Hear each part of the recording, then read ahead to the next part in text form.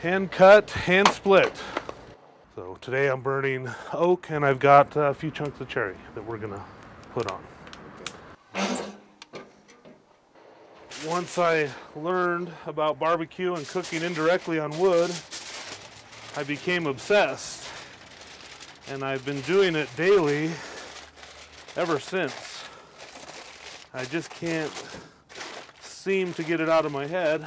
He obsessed. A lot of obsessions. And the more I cook, the more I want to cook.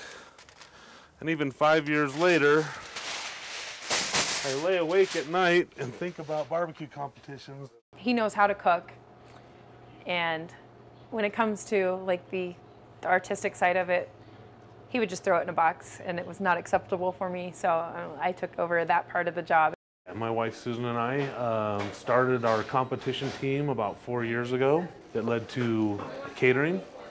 Started doing some catering, and the catering led to the restaurants. And anything for your side? First year was fairly successful. We're growing all the time. We have a loyal clientele. Oh, I think it's excellent. The meat's really tender. The sauce is good. They don't put too much rub on it. There's not a lot of sauce. It's not sloppy. You can actually taste the meat. You know, people come in all the time from Texas. I know barbecue. You know, we're going to give you a shot. You know, I'm from Kansas City. I know barbecue. I'm from Alabama. I know barbecue. And the feedback we typically get is very good. Here all the time. We've traveled all over the country. It's hard to find good barbecue. We love your food. Keep up the good work. Constantly being thanked for doing it, which is very satisfying. We've been fairly successful. We won the Colorado State Barbecue Championships at Craig. We also have a Reserve Grand Championship at the same event. We've won first place awards in every category in the KCBS cook-offs. I've competed against some of the best in the country and won. Kelly Wirtz, world champion, 4 legs up. Johnny Trigg, 2-time world champion and season 3 pitmaster winner. We beat them, you know, many times. They've beaten us many times too. You know, Colorado isn't typically seen as a barbecue region, but the teams that compete here are very competitive, so they do very well across the country. Fairly warm today. 2 days ago, we were out here doing this in 15 below zero, which is one of the extremes of Colorado.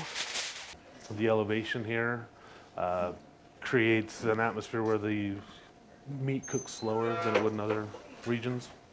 I think that lends to a more tender, juicy product.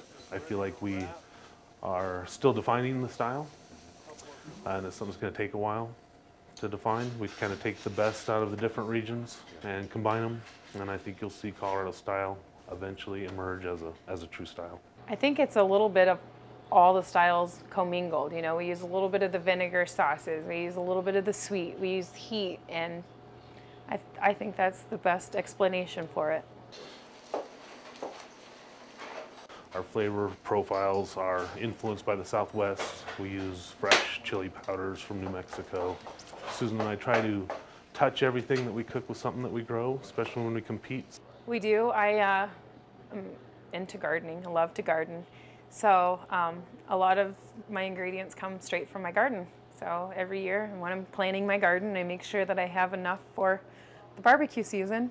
You know, at the quality level that I'm looking for, it's just really tough, and that challenge is what drives me. So we cook all day here at the restaurant, and then I go home and I cook again for practice. Striving for perfection.